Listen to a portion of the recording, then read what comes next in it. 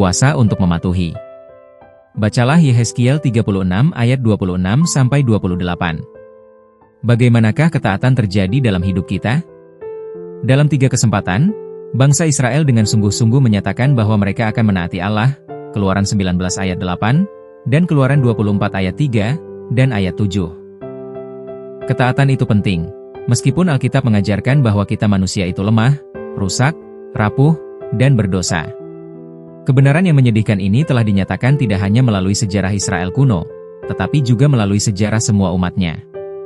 Lalu, bagaimana kita dimampukan untuk mengikut Tuhan dengan setia? Kabar baiknya adalah apa yang Tuhan perintahkan, Dia memampukan kita untuk melakukannya.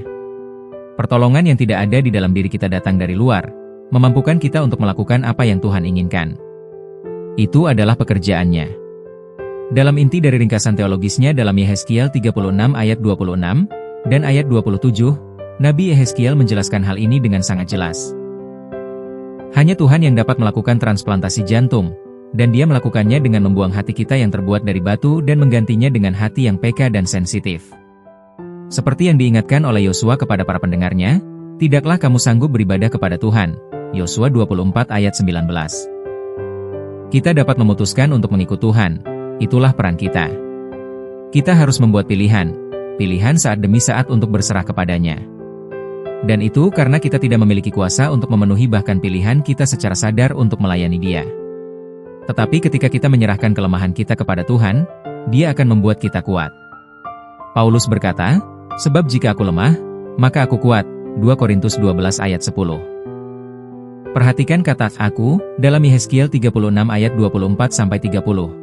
Allah mengumpulkan, membersihkan, membuang, memberi, menempatkan, dan menggerakkan Anda untuk menaati hukum-Nya dengan hati-hati.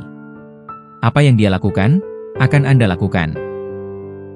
Dia mengidentifikasikan dirinya dengan Anda, dan jika Anda bergaul erat dengannya, perbuatannya akan menjadi perbuatan Anda. Kesatuan antara Tuhan dan Anda akan menjadi dinamis, kuat, dan hidup. Sekali lagi, penekanan dalam ayat ini adalah pada perbuatan Allah. Alkitab versi New King James Version menuliskan, "Rohku akan kuberikan diam di dalam batinmu dan aku akan membuat kamu hidup menurut segala ketetapanku dan tetap berpegang pada peraturan-peraturanku dan melakukannya." Yehezkiel 36 ayat 27. Allah memerintahkan manusia untuk taat dan kemudian memberikan kuasa untuk taat.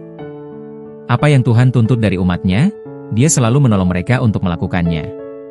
Ketaatan adalah anugerah Allah, bukan hanya kinerja atau pencapaian kita, sama seperti pembenaran dan keselamatan adalah anugerahnya juga.